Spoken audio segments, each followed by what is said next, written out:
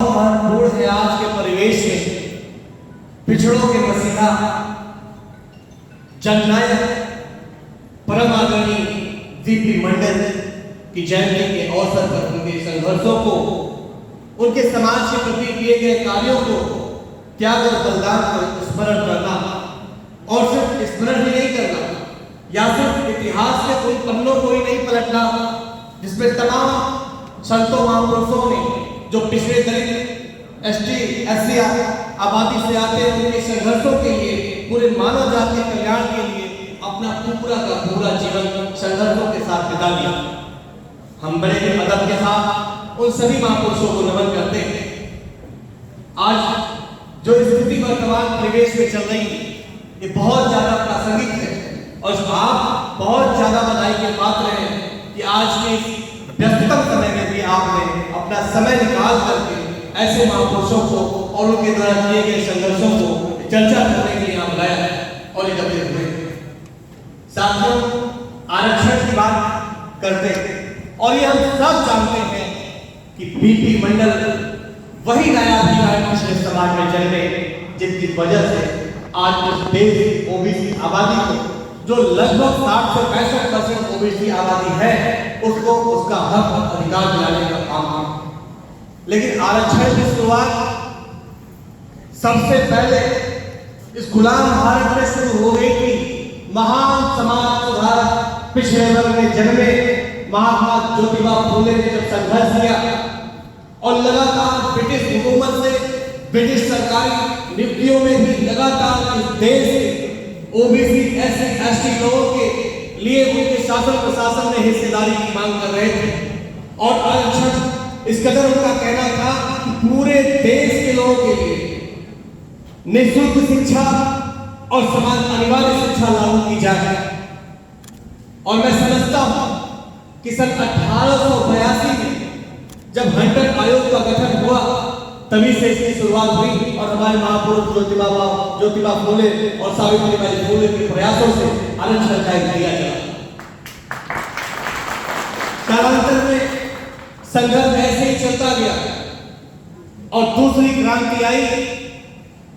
दूसरी क्रांति 1902 में पिछड़े वर्ग के कुर्मी समाज में जन्मे महाराष्ट्र के कोल्हापुर रियासत के राजा शिवाजी के पोते छत्रपति साहूजी महाराज 50% का आरक्षण दे दिया। लेकिन सदियों से चला आ रहा जाति का जुल्म और अत्याचार रुका नहीं, दमन होता गया। देश आजाद हुआ और हम नमन करना चाहते हैं बिहार के पूर्व मुख्यमंत्री कर्पूरी ठाकुर जी को, जिन्होंने 1978 में सबसे पहले बिहार का आरक्षण लागू कर दिया। और यह आरक्षण लागू होने के 1 महीने के अंदर पूरे देश में ऐसा माहौल बन गया कि केंद्रीय नौकरियों में भी आरक्षण की मांग देश के कोने कोने से होने लगी।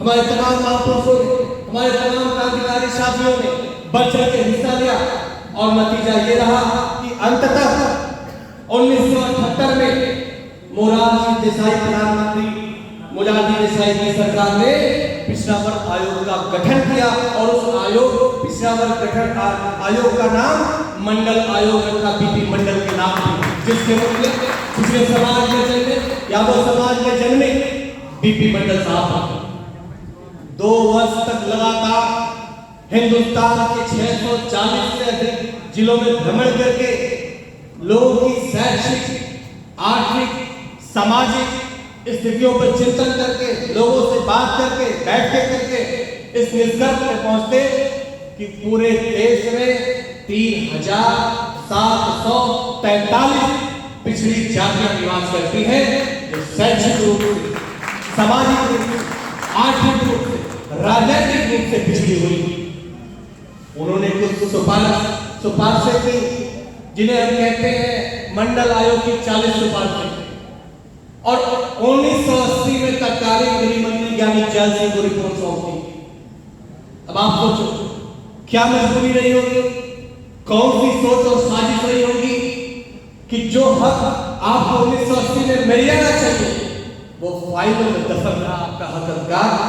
अंततः जब जनता इस चुनाव से कराव की जब उसका हक और अधिकार लगातार छीन होता गया तो पूरे देश की जनता को के भाव को समझते हुए तत्कालीन प्रधानमंत्री पीपी सिंह ने सन 1990 में 27% आरक्षण की घोषणा कर दी। तारीख 7 अगस्त 1990 बहुत सुखद। क्या अगस्त का वो दिन है? बीपी मंडल साहब का भी जन्मदिन अगस्त में ही है। ये सौगात मिली पूरे देशवासियों को, मगर तब भी पूरा देश जल था, तमाम साजिशें हुई आरक्षण को रोकने के लिए, और तब से ये संघर्ष चलता चलता आज कहां पहुंचा।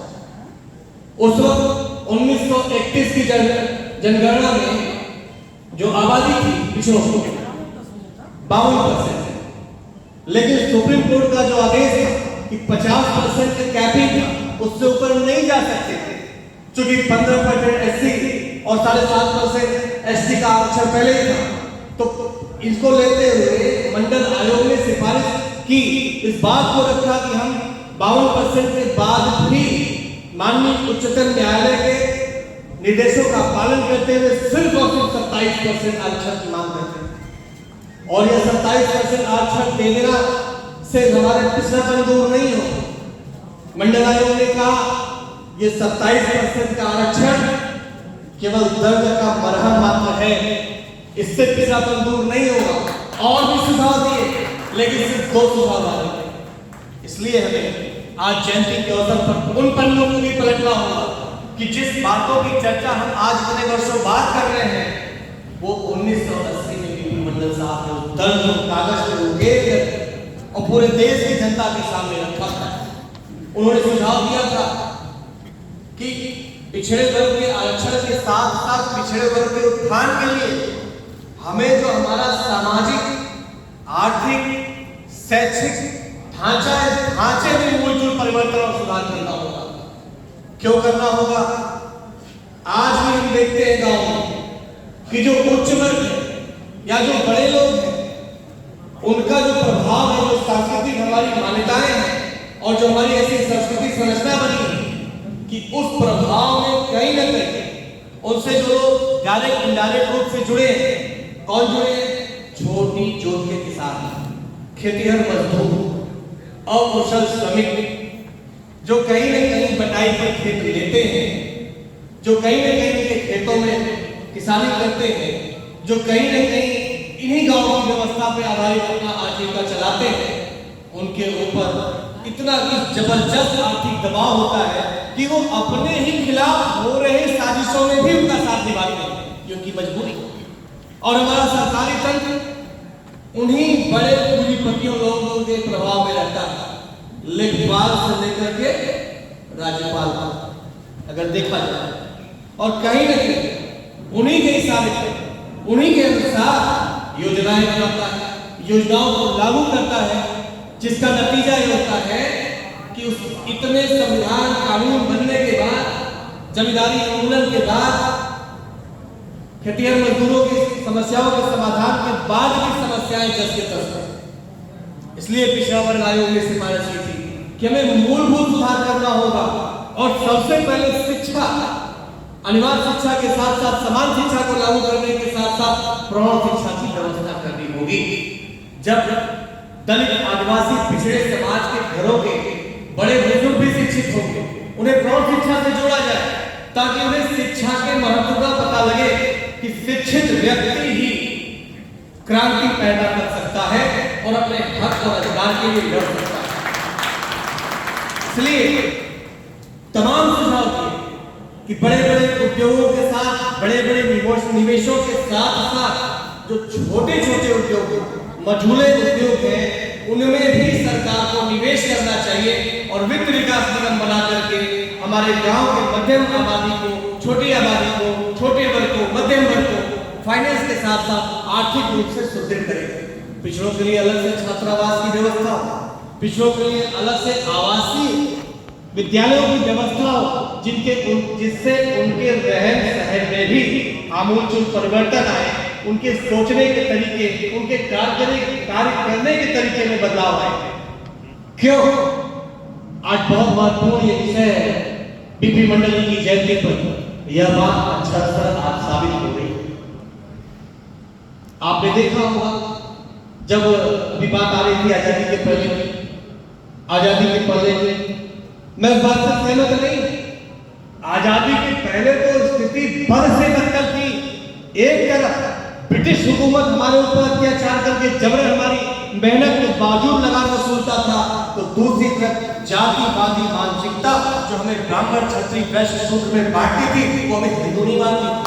और मैं बात कह सकता हूँ गुलाम भारत में महिलाओं को पढ़ने का अधिकार नहीं था, गुलाम भारत में शूद्रों को पढ़ने का अधिकार नहीं था, शूद्रों को भी नहीं था, महिलाओं को भी नहीं था, भले ही महिला समझ जाती। सबसे पहले 1848 में महात्मा ज्योतिबा फूले ने और महात्मा सावित्रीबाई फूले ने इस देश कन्याओं के लिए स्कूल खोला। 1848 में सबसे पहला स्कूल। आप जब बाबा साहब अम्बेडकर ने संविधान लागू किया तो सबके लिए शिक्षा का अधिकार हुआ। तमाम अधिकार ऐसे थे जो इंसान को इंसान बनने कहलाने के लायक बाबा साहब अम्बेडकर ने बनाया। क्योंकि जो छुआछूत का डंक बीपी मंडल साहब ने झेला था, छात्रावास में पहले उच्च वर्ग को खाना मिलता था, बाद में शूद्रों को खाना मिलता था। विद्यालयों में पहले उच्च वर्ग के लोग बैठते थे, अगली पंक्ति में पिछड़ी पंक्ति में पिछड़े और दलित वर्ग के लोग बैठते थे। बीपी मंडल साहब ने इस बात को महसूस किया, कभी कभी जमीन में बैठा करता था। और यही जो द्वेषपूर्ण भावना थी, यही भावना भीमराव अम्बेडकर साहब ने झेली थी। उन्हें तो दूर से पानी पिलाया जाता था। तमाम ऐसी कुरीतियां थी जिनका विरोध तत्कालीन हमारे महापुरुषों ने किया। और जब देश आजाद हुआ तो जो भारत का संविधान मिला वो निश्चित रूप से ऐसा संविधान था तो तथागत गौतम बुद्ध के आदर्शों पे चलते हुए मानवतावादी सिद्धांत पर आधारित मानव एक समान समता मूलक समाज की स्थापना के दिशा में कदम बढ़ा, जिससे भारत की संविधान की प्रस्तावना में लिखा गया कि हम भारत के लोग भारत को एक संपूर्ण प्रभुत्व संपन्न पंथ निरपेक्ष समाजवादी लोकतांत्रिक गणराज्य बनाने तथा उसके समस्त नागरिकों को सामाजिक आर्थिक राजनीतिक न्याय दिलाने, प्रतिष्ठा और अवसर की समानता प्रदान करने तथा पंथ विश्वास विचार और व्यक्ति की आजादी और अवसर में व्यक्ति की गरिमा को बढ़ाने वाली बंधुता को बढ़ाने के लिए अपनी संविधान सभा में तारीख 26 नवंबर 1949 को इसके संविधान के द्वारा अंगीकृत अधिनियमित एवं आत्मार्पित करते हैं। संविधान की प्रस्तावना से जहाँ पूरे देश दबे कुचले शोषित समाज के लोगों को सम्मान के साथ सर उठा करके अपने हक और अधिकार के साथ जीने का मौका मिलता है। लगातार हमारे संविधान को आज कमजोर करने की साजिश हो रही है। जो बातें पिछड़ा वर्ग आयोग ने बताई कि हमें शैक्षिक ढांचे में बदलाव करना होगा, शिक्षा से घर घर को जोड़ना होगा। आज स्थिति क्या है? आज हमारे और आपके घर के बच्चे बात बात पे पढ़ाई लिखाई छोड़ करके चले जाते हैं धर्म के चले जाते हैं हिंदू मुस्लिम के झगड़े में पड़े। अकबर बाबर हुमायूं का बदला आज की पीढ़ी लेने के लिए सड़कों पर उतर आती है। जरा सोचिए, कागज कलम को छोड़कर संविधान को छोड़कर महापुरुषों के संघर्षों को भुला करके आज जो नैरेटिव बनाया गया है आपको उलझा दिया जाता है। अभी सुप्रीम कोर्ट का जो फैसला आया है माननीय उच्चतम न्यायालय का क्लासिफिकेशन का, जरा सोचिए ये बानगी है आपके आरक्षण को खत्म करने का और आपको आपस में लड़ाने का। ये कहीं न कहीं से किसी मानसिकता से प्रभावित है। इसके बाद अगली बारी आती है जब आप में भी क्लासिफिकेशन शुरू हो जाएगा तो आप 3743 लोग कौन सी नौकरी में सूचीबद्ध करोगे? पद निकलते हैं 150, कॉलेजों में बड़े विश्वविद्यालय में 4, 3, 2, 15, 150, 2000, 500 नौकरियां तो यही निकलती हैं। कैसे आप करोगे? ये केवल जात को जात से लड़ाने का एक कुचक्र है ताकि आरक्षण को समाप्त किया जा सके। बार बार बीपी मंडल साहब, ज्योतिबा फूले साहब, अम्बेडकर साहब शिक्षा पे क्यों जोड़ देते हैं? ललई जी, रैदास जी, पेरियार साहब, इसलिए आज शिक्षा देखो किस तरह से संविधान को तोड़ के, अगर आज पहले क्या था, नॉट अवेलेबल। संविधान हमारा आरक्षण लागू हुआ तो अवेलेबल ही नहीं थे ओबीसी एससी एसटी के लोग कि उन पदों पे भरा जा सके। फिर बेचारे थोड़ा संघर्ष किए, एलिजिबल हो गए तो चलो अवेलेबल भी हो गए। और जिस डिग्री के लिए आपको पढ़ाई करनी है, मास्टर डिग्री चाहिए, टेक्निकल डिग्री चाहिए, प्रोफेसर डिग्री चाहिए, ले लिया, एलिजिबल भी हुआ। तो अब नया वर्ड आ गया है, नॉट फाउंड सुटेबल।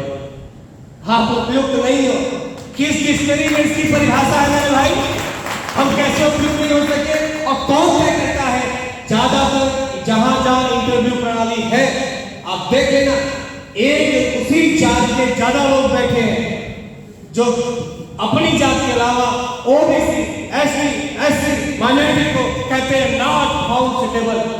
चाहे वो कितना भी पढ़ा लिखा, चाहे वो कितना बड़ा डिग्री प्राप्त किया हो, ये बहुत बड़ी साजिश है। अब हम सुटेबल कैसे बनाए, एलिजिबल कैसे बनाए? आपको शिक्षा से रोकने की साजिश है। अगर आप एक उदाहरण के तौर पे दिल्ली टेक्निकल यूनिवर्सिटी को ही ले लें, अगर वहां से लड़का आपका इंजीनियरिंग की पढ़ाई करना चाहेगा तो जाहिर सी बात है उसकी शिक्षा केजी से लेके 12 तक आप सीबीएसई बोर्ड से पढ़ाओगे। फीस कितनी है? खर्चे जोड़ दो, पढ़ा लिया पेट काट करके, लोन लेके पढ़ा लिया, अपने सारे शौक उम्मीदों का गला घोट के पढ़ा लिया, तो कोचिंग कराओगे 2 से 3 लाख कोचिंग में। और कोचिंग के बाद जब उसे लेटर मिलता है सिलेक्शन का, तो भी आपके पास 15 से 20 लाख होने चाहिए, तब जाके आप अपने बेटे को टेक्निकल शिक्षा दे पाएंगे। चाहे देश की सेंट्रल यूनिवर्सिटियों में लॉ की पढ़ाई करानी हो तो भी 15 से 20 लाख लगेगा। और चाहे IIM से अपने लड़के को बिजनेस का कोर्स कराना चाहते हैं तो 50 से 60 लाख लगेगा। नीट का हाल सबने देखा, खेत के खेत बिक जाते हैं और चंद रुपयों में सत्ता के ईमान बिक जाते हैं, जिस पर पेपर लीक हो जाता है। सोचिए कितनी मेहनत करते हैं ओबीसी एसटी एससी के लोग। घर की शादी रुक जाती है, खेत रेहन पे चला जाता है, माँ बहनों के गहने गिरवी लग जाते हैं, फॉर्म भरते भरते, परीक्षा देते देते, और अगर परीक्षा दे दिया तो पेपर लीक, कहीं रिजल्ट में घोटाला। और घोटाला तो इस कदर है, अब तो माननीय न्यायालय ने कर दिया था 59,000 शिक्षक घोटाला, शिक्षक भर्ती, जिसमें आरक्षण में कितना बड़ा घोटाला। तो कब तक घोटाला होगा भाई? याद रखना, आप अपने पूर्वजों की कुर्बानी, इसी जातिवादी मानसिकता की वजह से आपके जो बड़े बड़े धर्म ग्रंथ साहित्य ग्रंथ हैं उसमें लिखा होगा, बहुमूल्य प्रतिभा का धनी वीर एकलव्य का अंगूठा छीना गया। इसी जातिवादी मानसिकता ने ऋषि शंभू की हत्या कराई। क्यों? क्योंकि वह अपनी जाति के अलावा दूसरी जाति का काम कर रहे थे, शिक्षा की अलग जगाने का काम कर रहे थे, शिक्षित हो रहे थे। इतनी दमनकारी व्यवस्था के खिलाफ हमारे महापुरुषों ने लड़ा। और आज मैं इस मंच के माध्यम से कह सकता हूं, बार बार इस बात को कह सकता हूं, अभी बात आ रही थी ना जातिगत जनगणना की, तो हमारे राष्ट्रीय अध्यक्ष आदरणीय अखिलेश यादव जी बार बार कह रहे हैं, और हमारे इंडिया गठबंधन के साथी राहुल गांधी जी भी बार बार कह रहे हैं कि जाति जनगणना कराई जाए। इसलिए कराई जाए कि 1931 के बाद हुई 2011 में। क्या कारण है कि उसके आंकड़े सार्वजनिक नहीं किए गए? क्या कारण है कि आंकड़े सार्वजनिक नहीं किए गए? होनी चाहिए ना। हम कहते हैं आप 10% आरक्षण दियो, दे दो, 5% और दे दो भाई, काहे के लिए उनके साथ ये न्याय करो? जो हमारे जनरल भाई हैं उनका 10% आरक्षण दियो, आप उनको 15% पूरा क्यों नहीं दे देते? हमें कोई आपत्ति नहीं है, आप पहले 15% जनरल जातियों की आबादी के हिसाब से 100% आरक्षण दे दो, बाकी का 85% हमें बचेगा। तो मैं आपसे कहना चाहता हूं, इसलिए बात बात पे दुहाई देने वाले हमारे, अब थोड़ी सी बात बढ़ाएगी, महामहिम युग परिवर्तक अवतारी पुरुष हमारे देश के प्रधानमंत्री जो कहते हैं कि हम पिछड़े के बेटे हैं, अगर वाकई आप पिछड़े समाज के बेटे हो और वाकई आपके दिल में पिछड़ों के प्रति दर्द है, तो मंडल आयोग की 40 सिफारिशों को 40 दिन के भीतर लागू करके दिखाओ, तो ये देश मान लेगा कि आप पिछड़े हो और हमेशा के लिए आपके पीछे पीछे पूरा देश का पिछड़ा चल चलेगा। मैंने कोई गलत बात तो नहीं कही, मैंने कोई गलत बात तो नहीं मांगी, मैंने कोई गलत बात नहीं मांगी। इसलिए हम लोग ये मांग करते हैं, समाजवादी पार्टी के लोग मांग करते हैं, सब जातिगत जनगणना कराई जाए और आबादी के हिसाब से सबका हक और अधिकार दे दिया जाए। और मैं आपसे अपील करने आया हूं, आज मंडल बीपी मंडल जी की जयंती के अवसर पर ये बातें घर घर जानी चाहिए। मंडल आयोग की 40 सिफारिशें घर घर पहुंचनी चाहिए और संविधान में जो हमारे मूलभूत अधिकार है उस पर चर्चा होनी चाहिए। केवल हम भाषण करें, सरकारों पर आरोप प्रत्यारोप करें और केवल कहेंगे संघर्ष करना है, संघर्ष करना है, तो संघर्ष नहीं होगा। ये वही कहावत होगी कि एक लोटा दूध सबको चढ़ाना है, सबने सोचा पूरा गांव चढ़ाना है, तो अंत में हुआ क्या? दूध किसी के पास नहीं, जल ही जल हो गया। तो इसीलिए अपने हिस्से का काम करना होगा। मैं लड़ाई बड़ी, एक मसाल जलाई गई, लेकिन यह लड़ाई उतनी भी बड़ी नहीं कि जो आपके हौसले को छोटा करे। आप अगर पिछली लड़ाइयों को देखें तो जब जब देश के बाहरी आक्रमण हुए, जब जब देश गुलाम हुआ, भले ही संघर्ष थोड़ा लंबा रहा, लेकिन देश को आजादी मिली। तमाम कुरीतियां जो सैकड़ों साल से आपको अपने जंजीरों में जकड़ी हुई थी, हमारे महापुरुषों ने बहुत से संघर्ष किए। बाबू जगदेव प्रसाद ने क्या कहा? 100 में 90 शोषित है और 90 भाग हमारा है, धनपति और राजपाट में 90 भाग हमारा है। संघर्ष लंबा है। हमारे तमाम महापुरुषों ने अगर सोच लिया होता तो शायद आज हम और आप जो इज्जत के साथ यहाँ खड़े न होते। इसलिए अब हमारी जिम्मेदारी कि हमें आपको संघर्ष करना है। आज लड़ाई तीर तलवार की नहीं, आज लड़ाई कलम कागज कलम किताब की है। अगर हम केवल ईमानदारी के साथ शिक्षा करने में लग गए और शिक्षा की अलग जगाने में लग गए तो हमारी आने वाली पीढ़ियां उनसे उनका कोई हक और अधिकार नहीं छीन सकेगा, वो अपना हक और अधिकार लेने में सक्षम हो जाएगा। एक आंकड़ा कहता है कि सिर्फ 2% नौकरियां हैं सरकारी संपूर्ण रोजगार में। छोटी सी बात है कि अपनी बात खत्म करूंगा, फिर वो सोच चले जाएंगे, रात में होती है 2 मिनट, लेकिन बात आनी चाहिए। आज की संगोष्ठी का बहुत महत्व है। सिर्फ 2% नौकरियां हैं सरकार। अब आप सोचें, बार बार मेरिट की बात आती है, लोग क्या कहते हैं? अरे भैया अच्छा बात, यही नहीं कहते। अब 2% सरकारी नौकरी में 27% ओबीसी आरक्षण और 22.5% ST SC आरक्षण, यानी 49.50% का आरक्षण, तो कितना आया? 1% से कम।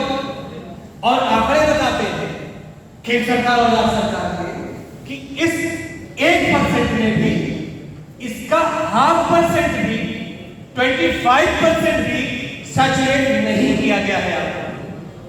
तो जब आरक्षण वाले इतने खराब हैं, जो 0.25% भी है पूरी व्यवस्था में, तो जो अब तक देश को यहां तक लाए हैं उनकी कौन सी योग्यता? क्यों हमारे देश का बार बार पिछड़े होता जा रहा है, भ्रष्टाचार होता जा रहा है? हमारा देश क्यों पिछड़ रहा है? शिक्षा में, चिकित्सा में, रोजगार में? बहुत बड़ा सवाल है। इसलिए आपको जानना होगा कि हम 0.25% भी आपको नहीं दिए और मेरिट की बात करते हैं, तो जो मेरिट वाले हैं वही तो चला रहे हैं शिक्षा की पूरी व्यवस्था को, शासन को, प्रशासन को, पत्रकारिता को, न्यायपालिका को, कार्यपालिका को। तो सवाल उनकी तरफ है, न कि आपकी योग्यता की तरफ। बात बात पे देखता हूं लोग कहते हैं प्राइवेटाइजेशन हो जाना चाहिए, प्राइवेटाइजेशन हो जाना चाहिए। हर चीज को प्रधानमंत्री जी लगे हैं प्राइवेट करने में। रेल, गेल, भेल, एयरपोर्ट, बंदरगाह, MTNL, BSNL, सारी नॉर्मल कंपनियां बेचते जा रहे हैं क्योंकि आरक्षण न देना पड़ेगा। अब जब सब प्राइवेट कर दोगे, ईमानदारी से देखो, अगर किसी को एक्सीडेंट हो जाता है सड़क पे, तो कितने लोग भागते हैं प्राइवेट अस्पताल, भागते हैं सरकारी अस्पताल की तरफ। सरकारी अस्पताल कितनी बड़ी आबादी, चलो ठीक है, जो गांव का है, गरीब है, जा सकता। साहब मैं देखता हूं पेट में दर्द है, अल्ट्रासाउंड कराना है, एक्सरे कराना है, तो जो कमजोर वर्ग है, जिनके पैरों में चप्पल नहीं है, उनसे ज्यादा तादाद सक्षम लोगों की है, वो नहीं चाहते 2000 रुपया प्राइवेट में जाके खर्च करने का। और वही चक्की चौराहे पे जुगाड़ से लगा करके, सोर्स लगा करके, चूंकि पूरा तंत्र उनके पास है, उन लाइन में लगे कमजोर तबके के आगे से फोन करा करके अपना अल्ट्रासाउंड, एक्सरे और सीटी स्कैन पहले करा लेते हैं और फिर चक्की चौराहे चार की दुकान पे जा करते हैं। बहुत खराब व्यवस्था है, सब प्राइवेट में लेना चाहिए। बहुत चिंता करने से कोरोना में आपने देखा सरकारी का क्या हाल था और प्राइवेट का क्या हाल था। इसलिए मैं ज्यादा लंबा नहीं कहूंगा, लेकिन इतना जरूर कहूंगा कि प्राइवेटाइजेशन भी रिजर्वेशन अगेंस्ट रिजर्वेशन, प्राइवेटाइजेशन भी अगेंस्ट रिजर्वेशन है, इसलिए इसका भी हमें विरोध करना होगा और जातिगत जनगणना को मजबूती के साथ रख करके अपने हक और अधिकार की बात को सुनिश्चित करना होगा। तभी सही मानने में हम जो हर वर्ष यहाँ विधि मंडल की जयंती मनाते हैं, विधि मंडल जी को सच्ची श्रद्धांजलि हम दे सकेंगे। इन्हीं चंद बातों के साथ पुनः all India backward class OBC school employees welfare association के सभी सम्मानित पदाधिकारियों का, आयोजक मंडल का, मंचासीन अतिथियों का और उन सभी महत्वपूर्ण बड़े धैर्य के साथ हम सबको सुनने के लिए आप सभी श्रोता बंधुओं का हृदय की गहराइयों से आभार प्रकट करता हूँ। जय हिंद, जय समाजवाद, जय संविधान, अखिलेश यादव।